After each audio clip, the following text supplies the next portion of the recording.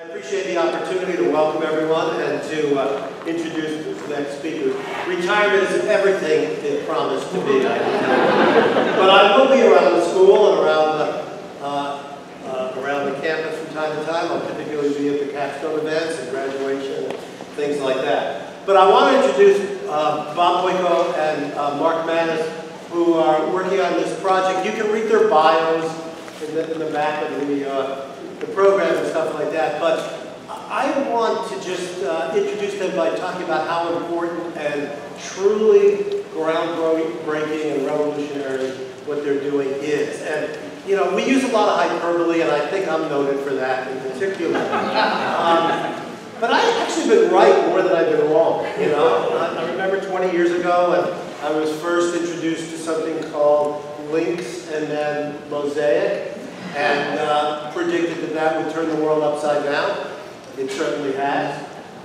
Certainly devices and things have done that. But one of the things that's remained really static for centuries is learning and teaching and education. And we are on the precipice of truly revolutionizing learning, changing the locations and the way we do it and the formats and what we know about people. And what Bob has come up with and Mark recognized as important and embraced for Costco, which I think is the one of the greatest corporations on the planet. I'm so pleased that they are one of our strongest partners because they share the values of the information school. But you know, Bob has talked about some elements of gamification and gamifying learning, and that doesn't do this justice. Gamification as a term is somewhat trivial, maybe it's for motivating or whatever. No. Gamification, I'll give you one particular specific.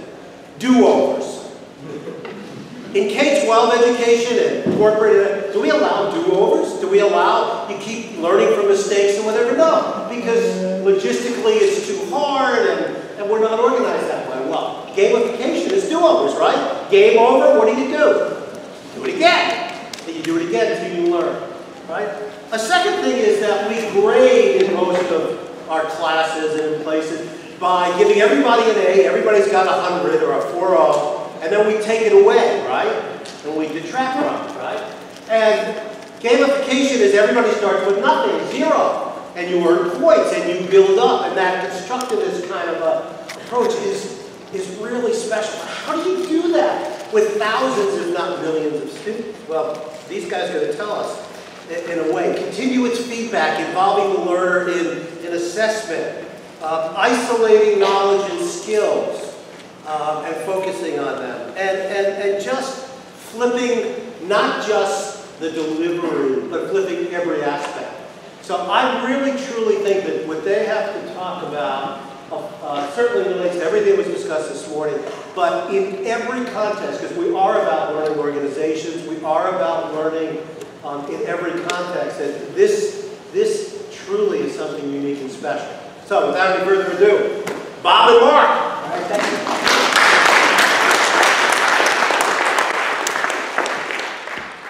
Mike is not only Dean Emeritus, he's also Chief Marketing Officer. Well, thanks so much. Let's kick off with a short video about the inception of our program.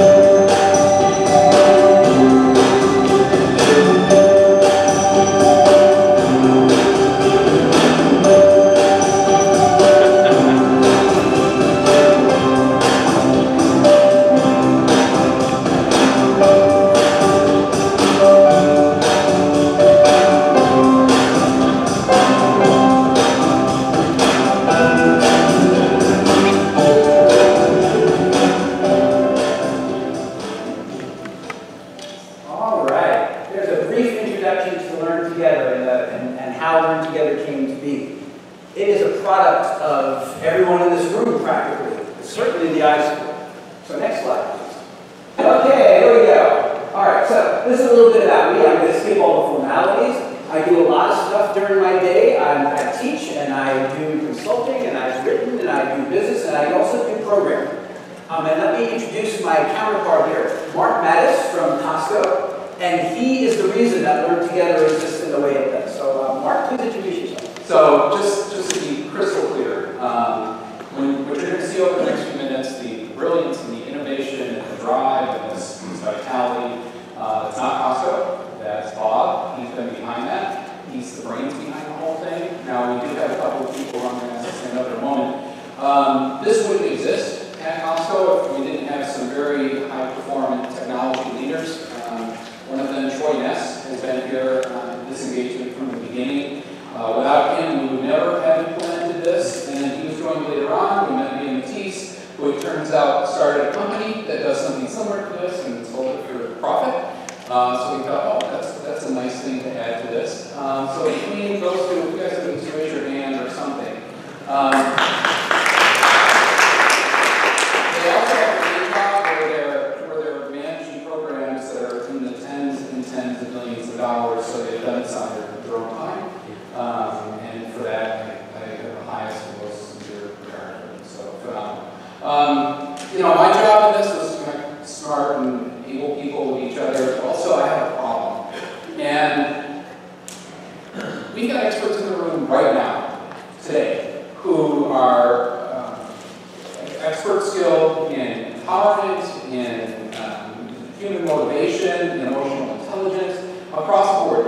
If you were to take everything that they could tell us, and if you were to fold it up and put it in our heads and we adjust it, and if you were to take all of that and the experience of all the teachers here, and then you were to ignore it and do just the opposite, you would have a beautiful snapshot of what corporate training looks like today. It's a lot, and that's when things start to get interesting, so he's going to talk a little bit about what we're doing. Okay, next slide. Okay, you guys have all been to school. How many people have taken a class?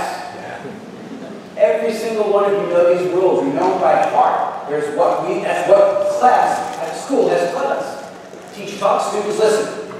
Why are we doing this again today in front of all of you guys? Teachers are talking and you all students are listening. Well, that's the old model.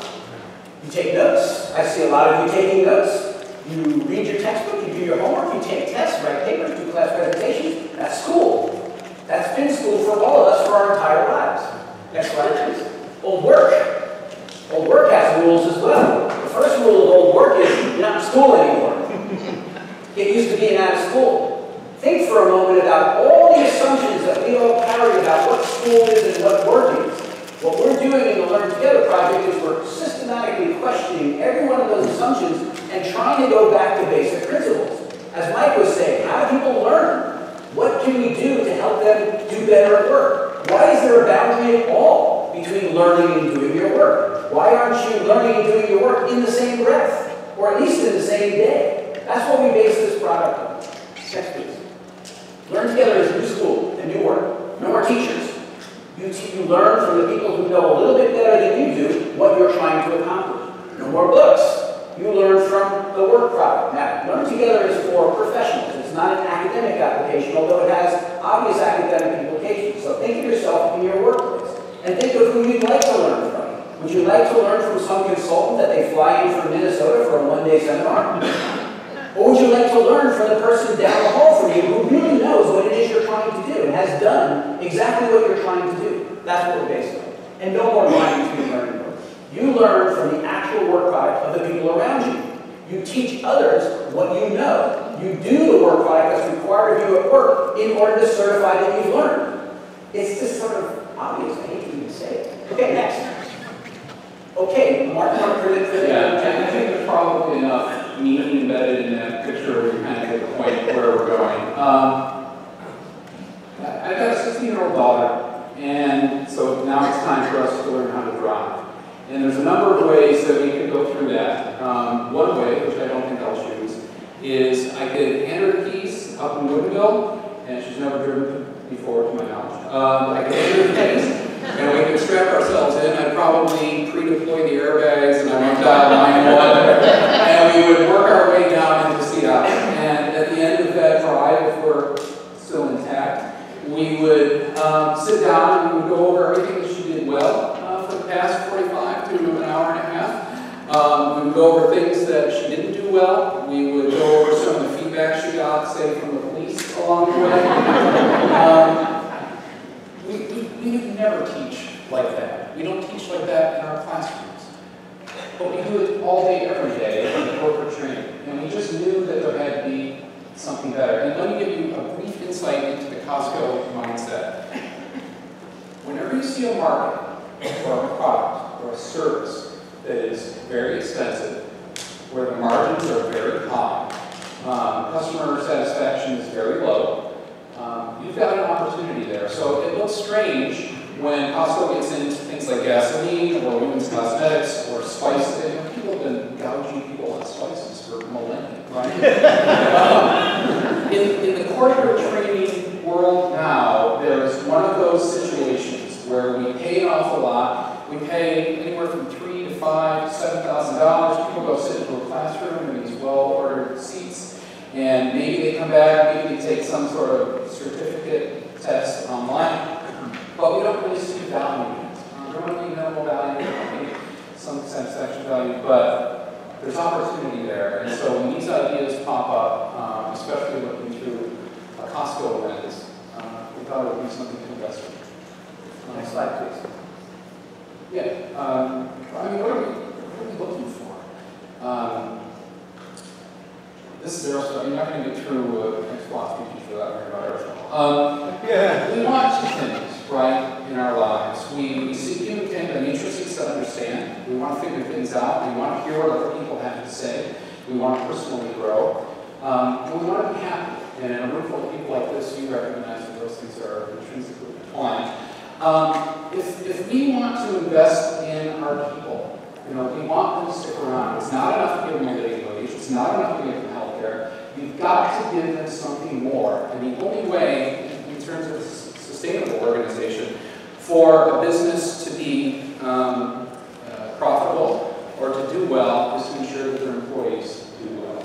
And you don't do that just by teaching them or giving them mild reviews at the end of a year, 12 or 13 month cycle. You do that by sitting with them and walking through them. So just as I'm going to teach my daughter how to drive by sitting through it, and first we'll stop at stop signs and we'll talk about it, and then we'll hopefully stop at more stop signs and stoplights and left turns and right turns. That's the way that Bob's learning in school. Okay, next slide, please. Okay, Bill. All right, so now it's time to dig into the meat of it. What exactly is this Learn Together thing? Learn Together is what we call next generation education. So it's a professional learning development management system. Let's unpack that a little bit. Okay, Bill, please. Learn Together is next generation. Next generation is all the things that we're doing all around ourselves all the time in other places that are now making it into education. Gamified, flipped, meaning you learn at home and you perform in class. Not you learn in class and perform at home. Automated, which means the burden on the instructor for doing bulk evaluations is taken off them so that they can focus on student interaction. It's scaffolded, it's social, meaning that the training wheels are slowly taken off of you until you reach expertise. Bill, please. What does it mean for it to be a professional learning development management system? We hope that we end up being LinkedIn meeting Khan Academy, and educational software like Canvas becomes completely irrelevant to us. Because we're not really trying to make that first transition. This is a very important point. Canvas, I have nothing against Canvas, which is the main learning system we use at the University of Washington or Blackboard or any other academic system, but they're first generation. They're immigrants. They're trying to get you off of your stand-up classroom performance and onto something up there in the cloud. What we're doing is going way beyond that, taking that for granted that you're going to be in the cloud, and now making the cloud work for you, making it so that it does the things you need to do in order to make sure that you learn. So next, please. Okay, who is this thing for? We designed it for corporate, for department leaders who care about advancement of their employees, and Bill, please. ensure that training dollars have a clear ROI. This is from the mouth of Mark. Mark is an amazing leader in an amazing company. Costco really is like the Ben and Jerry's of the 21st century, where Ben and Jerry's pioneered social methods inside their organization to do good inside as well as doing good outside. Costco does that as well. And when I said that in a meeting at Costco, they said, yeah, we don't really like to talk about that. There's the contrast with Ben and Jerry. They love to talk about it. Costco actually does it. So if you're a department leader like Mark, who really cares about his employees and has this problem, I got some of them up here that are really awesome at what they do, but I got a lot of them coming in who aren't so awesome at what they do. How do I leverage those people? We used to call that the knowledge management problem, right? Years ago, we called it knowledge management. We invented this whole discipline of knowledge management to get the magic out of someone's head and put it into someone else's head. Knowledge management fails for a whole lot of reasons, but we're taking another run at that idea that your organization is a social network of people who need to talk to each other and who need to teach each other and just need the infrastructure to be able to make that organized. So we're targeting 500 to 500 staff of similar professions. Really critical to our understanding is that everybody in this game, and it's kind of a game, everybody in this game is in it together and they're in it for the same reasons. They're all the same kind of professional. So two people can talk to each other about the same stuff. Care advancement employees, it says exactly what you need to do to advance your career. You'll see how it does that in a moment. And it trains directly on work products and methods for your department, the things that your professionals actually have to do. So the idea of ROI is built right in. As opposed to sending them out to some conference or some training session and wondering what happened, you can say 10 more people this week know how to do this thing that I think is very important. Next, please. Okay, so that's the concept. Here's the system, just a little bit of background. I've been doing learning systems for 10 plus years. There's a number of my former students in here that have put up with my learning systems over the years. But believe me, they're getting better every day. 10 years ago, it was kind of hard to build something that was an online system, as Jeff knows. Today, it's a little bit easier. So this is an old one that I did, and if you've been in one of my classes, like a lot of the students in this room have, you're seeing something like that. This is the new one. The one on the right here is something I've developed over the last few years to teach to freshmen and sophomores just coming into the university. It relies strongly on the gamification metaphor because that's the language that they speak. So at some time in the future, we can dive into this one. This is about as good as I've gotten academically. But what I want to say is that what you're going to see next really is dependent on a tremendous amount of energy put into these things over time. Okay, here's LearnTogether. Here's our sort of home screen for a learner. LearnTogether is gamified, and Mike said most of it. Gamified really is about counting up, not counting down, giving people multiple chances to get something right. In life, isn't that how it works? The first time you drive, you suck. So that's a good thing that we're not testing you on the very first time you drive. You drive and you drive and you drive and you drive until you get good at it. Our base system is exactly the same idea. You have personal agency. Another thing that we took out of games that's really important. You decide when you're going to go into one of these things. Something I learned in my classes a long time ago is really huge here. When I say to my students, Colin or somebody else, you have to do this by this date. Immediately say, no. Right? It's human nature. But when I say to Colin, you don't get to do this until you do this and that. Now all of a sudden, it's like, what do you mean I don't get to do it? Right? You guys have kids, right? Same thing. All right? So that's personal agency. And that's really important to people. They really depend on personal agency for motivation. Then we have a lot of the sort of milieu of gaming. Things like levels, where you're measured at, you got to a certain level of attainment. Things like challenges, where you have to get over specific hurdles, and you build up to that hurdle, then you get over that hurdle and you level up. That's a gaming thing that's really motivating, and that's why they do it. So to me, most of what I get out of gamification is this idea of using people's natural motivations to get them to do whatever. In most cases, it's shoot zombies, right? In this case, it's learn the work product of the other ones, other people in your organization. Okay, we have the idea of unlocking, which is a game you don't get to do it. So the game board you see here, or we call it the learning canvas, you'll see across the top that there are job titles there. And inside the job titles, there are various skills that you have to accomplish at those levels in order to qualify for this job title. Mark has generously agreed that the people in his department will qualify for their jobs by filling out this learning canvas, doing all the learning that's important. And of course, why wouldn't he? Because he's the one who got to say what all the skills were, or he and Mia and Troy and Lisa about to say what the skills are that you need in order to do that job. So it's obvious that once you have those skills, you should be able to do that job. And if they're not the skills you need to do your job, they ain't on here. And if they are on here, it's because we feel they're really important for you to do.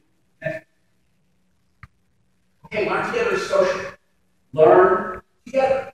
The learning part is all about what we've just been talking about, pedagogy and how do you make people learn, how do you get them engaged. But the social thing is equally important. For Mark to be able to look at the social network diagram of his project manager and say, who's been talking to who? Who are my stars? Who are my outliers? The people who really have no connections to the rest of the project. I've got to take care of them. Who's rising? Whose ideas and work product is spreading to the rest of the organization? That's the idea of the social network from the leader perspective. But how about from the perspective of a young entering project manager who wants to make his or her way through Costco? Now it's all about who do I get to talk to? Who do I get to work with? Who do I get to know that can teach me, that can train me, that can mentor me? And that's going to take us to the next idea, which is the idea of learners and mentors. The general, usual idea of a mentor is somebody who takes you out to lunch, buys you coffee, and gives you kind of career advice. That's kind of what I've had as mentors. You might do that all the time. That's the general idea of mentor. We take it in a very different direction. We say that Troy is going to help Lisa get from level 1 to level 2 on running a meeting. That's the skill, running a meeting. Lisa wants to know how to do it. She does it very well already. Troy knows how to do it. Troy's going to mentor her for that very small little thing. In other words, you have a ton of mentors. You have a lot of mentors, and those interactions are short. If you'd like to continue on with that mentor and go out for coffee and all that, that's great. But the point is, someone who knows is going to help you, who's going to sort of midwife you through that transition from level 1 to level 2. That's the idea of a learner, a builder. All right, so one at a time. So this is how it works. Mentors, the people who know, give us their best work product. And they literally give us what they got. A great plan for this, a great document for that, some idea of what a really good interpersonal interaction is. And by the way, this isn't only about those hard skills. It's also critically about the soft skills, the interpersonal. So we turn that into learning material. And we build it out into a screen that looks like this, and I'll give you a little demo of the screen in a little bit. Next, please. Learners consume that best work product to advance. That's how they learn. By learning from your Chris. Chris is awesome at something. He's going to put his awesomeness into our application, and other people are going to study his awesomeness so that they can be as awesome as Chris. Then finally, the same person, Chris, in one context is a mentor because he knows this stuff really well, and in another context he's a learner because he needs to know something else very well. Skills are unevenly distributed in the organization, and we leverage that to say that in the same instant you could be learning from one and mentoring to another. And remember, these relationships are small and continually turn over and tend to coalesce your group of people into a fighting force, into a coherent group of people who all are pulling in the same direction. Okay, we talked about the learner and the mentor. The learner consumes materials from the mentor certifies that person for a level up in a very small place. Now we have a leader. What does the leader want to do? What are my expectations? Mark would love to be able to say, I really want all these people to learn all these things, and the tool he has right now is go to Chicago for Boot Up. You come back and maybe we hope he's learned these things. We want to give him tools to set expectations, find out who the stars are, find who needs help. All the things that I talked about before. But one really big one, and this is where I really acknowledge management completely. We want to make it not so that we capture this static thing that we do today, but so that we start off an evolving system, and as innovations happen in the staff, as new methods come up, as new techniques come up, they naturally come into the system and move the entire practice forward. So it's not only trying to get people from kindergarten to grade 12, it's trying to evolve the entire nature of what we do as our work. Learn Together is work product based. I think I've talked a lot about this before. The learning is organized by jobs. Notice we have a job there and exactly what it takes to get to that job. I think I'm running a little shy, so Learn Together is self-paced, really critical. You choose when to move forward or when to pause. Nobody is forced to learn together. Our job is to pull them in and have them understand what reasons they have for interacting with the other people instead. We believe there are many. You choose your mentors. You choose the style you want to learn to. In any skill, there are various styles you can choose from. So it's not just the sort of the party line, and everybody has to go to the party line. There's lots of ways to vary and say that one person has this style of doing it, another person has a completely other style of doing it. Who do you want to study in? Whose style do you want to study? You choose your challenges. Okay, so now for the academics among us, and there's lots of academics here. What does this do pedagogically? Every freaking rock you turn over is another huge pedagogical issue that hasn't been looked at for 500 years. It's like that. It's really amazingly like that. And the first and biggest one is, like, whoever said that when you get out of school you start working, and once you're working you quit school? Like, who said that? Exactly what pundit made us do that? It's kind of a silly thing, and it's easy to learn. It's easy to learn. That's what we do. How the social networks relate to learning. We've got this huge social network thing that's kind of just like swamping us all. Half you guys are on Facebook, right? Alright? So are all my students. I have to drop on them because I'm teaching them about Facebook and social networks. So if they're on Facebook, more power to them. But how do these two things relate? How does your social milieu and your social network and who you communicate with and who you trust and all that kind of stuff, how does that relate to your learning? Obviously, it relates in a deep way. So we're surfacing that and trying to figure it out. Most of all, we're trying to figure all this stuff out. I don't claim to have a lot of answers. I claim to work on it for a while and have proposed solutions that we're working on in software. But, you know, it would be crazy to say we're anywhere near having a good idea about how this works. But we're playing with it. We're trying. What's the difference between a mentor and a teacher? And by the way, a big one that will come across really soon at Costco, what's the difference between a mentor and a boss? My mentor is saying I'm awesome, but my boss says I suck.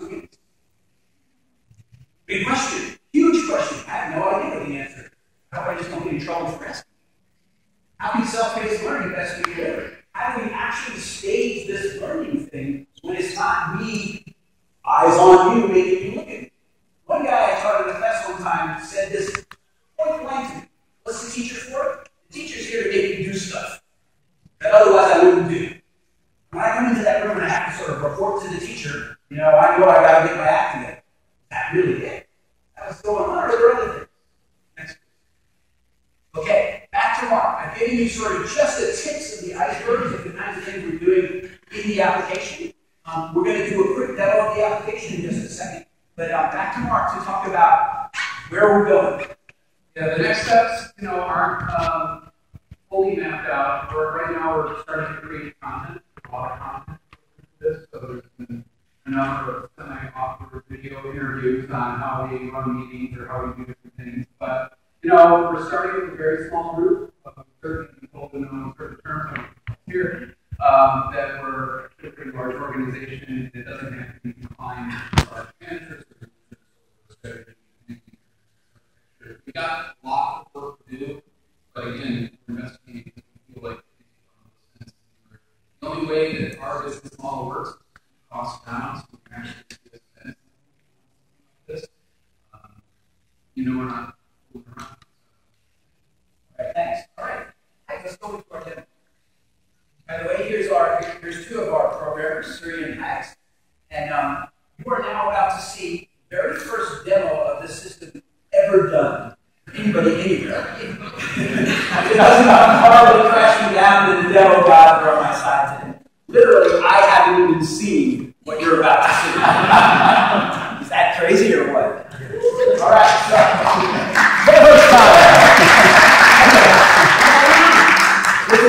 this is our pre-alpha version of LearnTogether. Starting the Learning Canvas.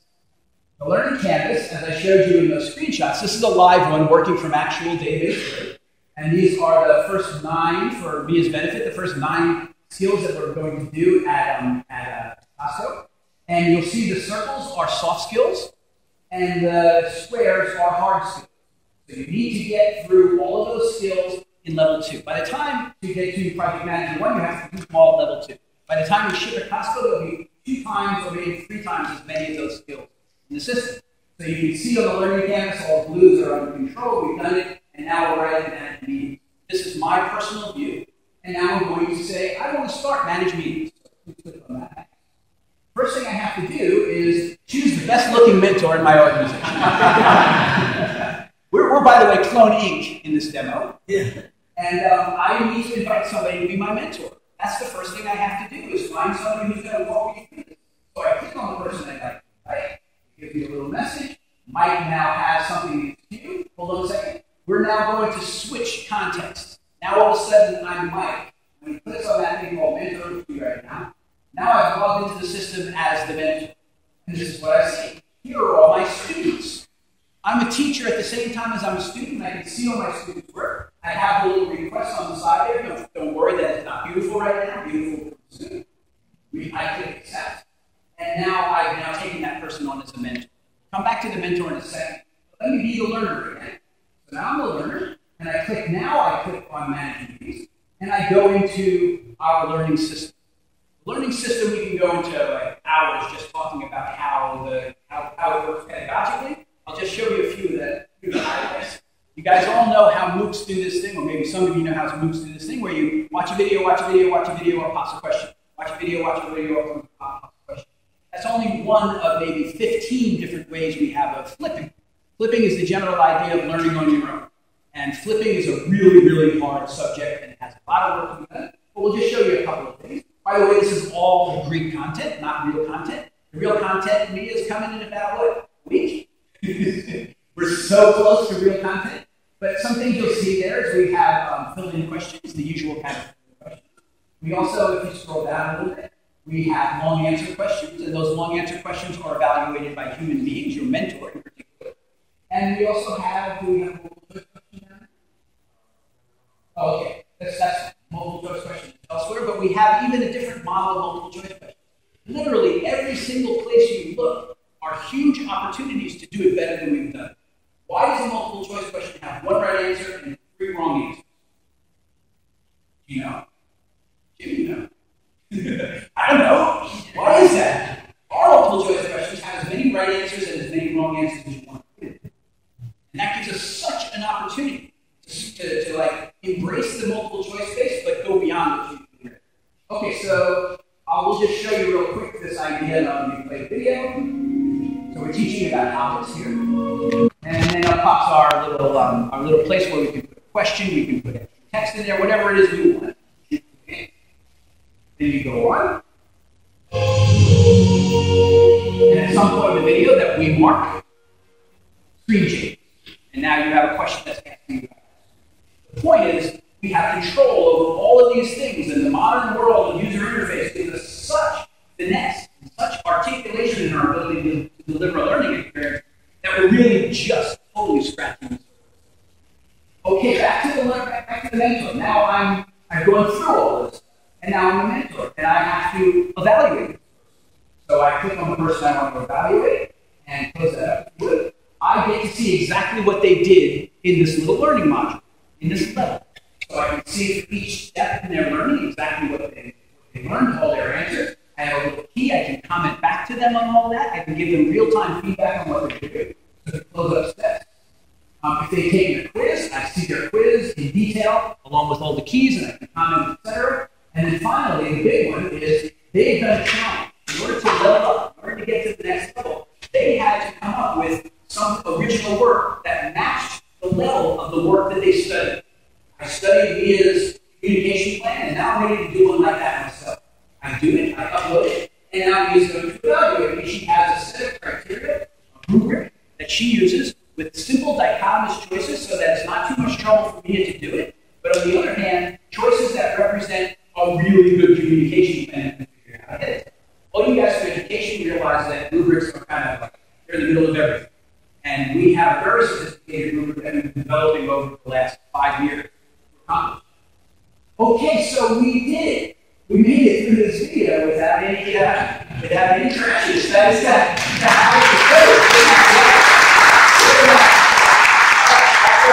Back over to our presentation. That pretty much takes us through the technology and the pedagogy, so the educational aspects and the technological aspects of this. But it's also a business. And in fact, we're set to fledge as a spin-out from the University of Washington in about 15 months. So let's talk a little bit about this. It's a UW business. And I have to say, if there's anybody tried to make a startup company like out in the world like I have, it's so hard. It's really hard. And right from the very first minute you try to do it, you got nothing to gain. But inside UW, on the other hand, it's really pretty awesome. I mean, Mike called Yale. Yale came into the office and said, all right, yeah, let's make you a company, just like in a cartoon. It's just like that. And this is what they do. They set you up with entrepreneurs and residents. They set you up with finance people, with key people. They do it. They put this huge scaffolding, just like we do in our application, saying, we're going to put some training wheels on you first, and then when you're ready to flex, and you're ready to really ride out and ride out with our business. So we partnered with what's now called Promotion, used to be called CPC. Got seed funding from them, got meeting space from them, got all sorts of stuff. We're also now partnering with the Boston Business School's Work Center for Entrepreneurship and getting resources from them to do some of our business planning over the summer. It's really awesome, and all this is just there for us inside the University of Washington. If I was outside the University of Washington, which I've been in my life, it'd be like this giant desert, this power that you have to cross before you can do anything. And UW is all streamlined. So I encourage anybody who's here from the UW to think about this because it's a great program. So, LearnTogether is UW business, but much closer to my heart. LearnTogether is an high school business. From the first time that Harry said, hey, you can do this, all the way till just before when I was talking to Jan, who's here in the audience somewhere, about staffing, every different part of the high school has helped to build it. And it's just been the most awesome incubation environment. So we're a UW business. We're also an high school business with resources across the board. Everybody has really helped us a lot to make this happen. Finally, and maybe even closer to my heart, we help students. This is all about students. The entire staff, and there's a staff of right now around 15 people, are all students at the University of Washington. And they're all just rocking. You can't believe how good these guys are. And I can build a company from an almost unlimited pool of really talented people of every variety just by going to this department, this department, this department, and especially high school. So we have people from informatics, we have people from chemistry, which you see here. I just hired 4 LIS students, and I like this better than anything. All these other students, these guys, these informatics and these guys, I'm lucky to have them. They're going to get out of the high school and go off into like billions of jobs. But our LIS students are in a really hard position right now. They're awesome people. They're really amazing people. Some of our best students. But they go into a job market that frankly is just abysmal. So I just hired 4 of them 2 days ago to be our instructional designers. This is a great career path for people who are smart, articulate, know about education, but don't really have a whole lot of opportunity. PhD students, ready for you. Anytime, study us. You want to be studied. Okay, guys, please put, I'll let you hear from a couple of our students how they think they're doing. I never thought ever that I would be given the opportunity to take over an entire project. And it's also a small perk to know that the average salaries are usually 6 figures for regular developers. That's the beauty of a project. Everybody gets to do everything and learn everything. We give you the opportunity to learn and to pick it up, and we give you the chance to really master a new skill. And by the end of it, you're going to feel like you're in control. So what we're able to do, which is really amazing, is we're able to incubate this thing and figure it out and try and fail and try and fail and try and fail in a nice, comfortable environment at home at the high school before trying to go out into that wild world. Okay, I think we're just about there. There may be one more. Yes, one last one. This is our ask. This is the thing that we like all the guys students. Can you find the flaws in our approach? I would love to talk to anybody who comes up and says, oh, you know what you're doing is crazy. This is what you should do. That's like gold. That's total gold if you have it. Suggest technical or business opportunities. Where can we take this technology? What's our next hurdle over doing professional development? I'd love to bring this back into academia at some point. We do want to build a general purpose learning management platform at some point, a real competitor to a Canvas or a Blackboard, but that's years in the future, but it's not too early to talk about. Could you be a pilot site for V1? Do the same things that Costco is doing now, testing it inside your organization using the current model. As important to us, can you help set the direction for V2? Can you be some kind of financial supporter for us? And finally, can you use my two fine students here, who in just another year will be out looking for a job. All right, so I think that brings us right in. Do we have a minute or two for questions? Okay, so that's where we're at, and we'll take some questions.